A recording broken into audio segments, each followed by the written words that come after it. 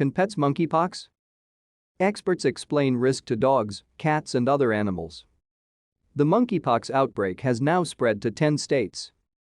But monkeypox isn't just a threat to humans. The virus can also infect animals, and, experts say, there's good reason to keep our pets in mind as the outbreak continues. Monkeypox can affect animals, especially rodents. Yes, monkeypox can infect animals.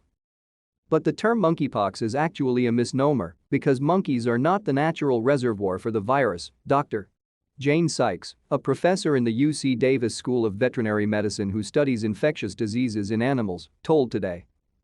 Monkeys can be infected, but they are not necessarily the animal that is associated with ongoing infections, Dr.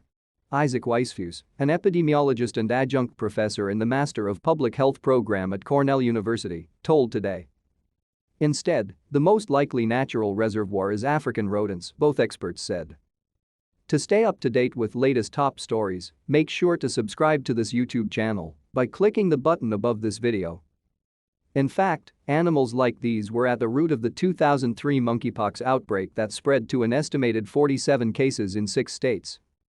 In that outbreak, investigators found that a shipment of African rodents was kept near prairie dogs, Weisfuse explained. And the prairie dogs were then bought by people in the United States as pets.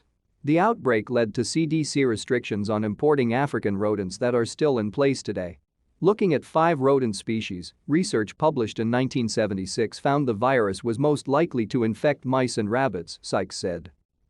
But that research was performed quite a long time ago, she said, and the animals were infected with the virus through an injection directly into the bloodstream, which is not how the virus normally spreads.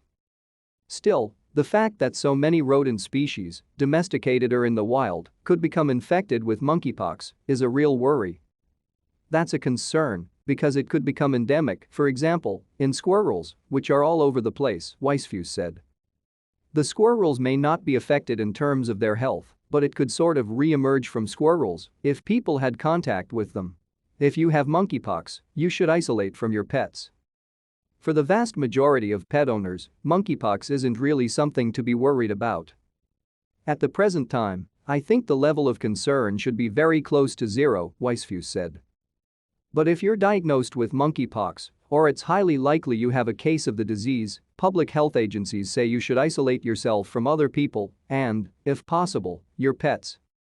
Guidelines from the Centers for Disease Control and Prevention, UK, Health Security Agency and the European Centre for Disease Prevention and Control all recommend that monkeypox patients stay away from animals in their homes.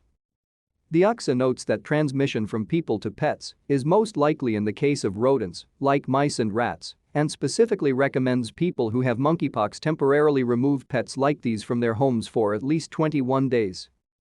Evidence that the disease can spread to cats, dogs and other animals is less convincing than it is for rodents, as the UCSA points out.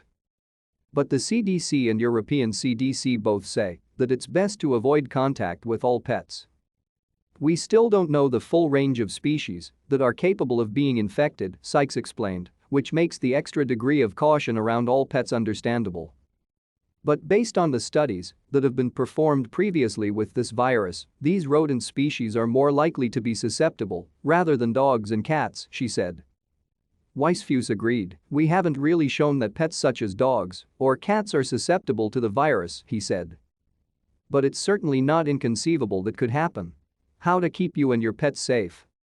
While monkeypox may not be a pressing threat for most of our furry friends, this outbreak offers a chance to reflect on the many other illnesses that are more likely to be transferred between animals and their owners, Sykes said.